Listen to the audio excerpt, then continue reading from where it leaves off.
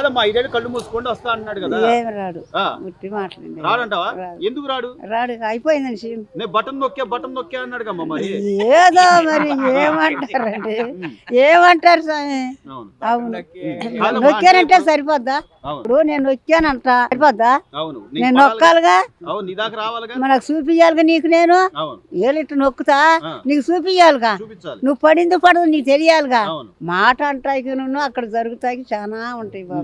గతంలో అమ్మా ఇదే రోడ్ల మీద ఎంత మంది పడిపోయారు. రోడ్లు ఉండేవి అసలు పల్లెటూరులో ప్రత్యేకంగా.